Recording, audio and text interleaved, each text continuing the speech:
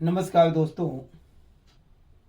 देखिए, जीवन में सब कोई व्यक्ति चाहता है कि हम सुखी रहें, सब तरह से सुखी रहें, सारे सुख हमें मिले। ये सत्य सब कोई जानता, मैं भी चाहता हूं, आप भी चाहते, सब कोई चाहते। मगर ज्योतिष में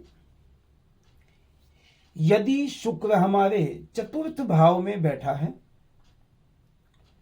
और चतुर्थ भाव में बैठते शर्त यह है कि वह शुक्र अस्त ना हो, नीच ना हो, नीच आदि अवस्था में ना हो, थोड़ा बली प्रभाव में हो, बेस्ट रहेगा। और उसके साथ साथ नवम भाव का स्वामी ग्रह यदि बली होकर के केंद्र भाव में कहीं पर बैठा है, बशर्ते ऐसा भी हो सकता है शुक्र नवम का स्वामी होकर के चतुर्थ में बैठा है और अस्त नहीं है, नीच नहीं है, तो यह योग भी आपको वही सेम रिजल्ट देगा।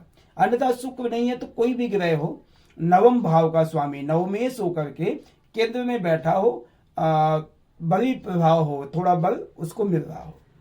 क्योंकि शुक्र जो चतुर्थ भाव में मैं कह रहा हूं, शुक्र यहां पर स्थान बली होता है चतुर्थ भाव में, और यहां पर यदि शुक्र बैठा है, अस्त आदि नहीं है, तो ये सत्यता आप समझिए कि आपका जीवन बचपन से लेकर के मरणावस्था तक आपको सुख ही सुख मिलेगा।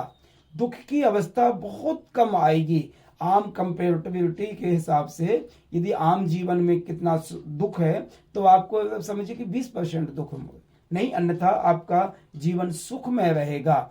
भाग्य का स्वामी यदि चतुर्थ से संबंध बनाता है तो सुखों की वृद्धि करता है, सुख साधन आपके बढ़ते हैं। आपको मकान, वाहन, माता पिता आदि का सुख, पुत्र का सुख, पुत्री का सुख, सारे सुखों की वृद्धि होती है। ये सत्यता है।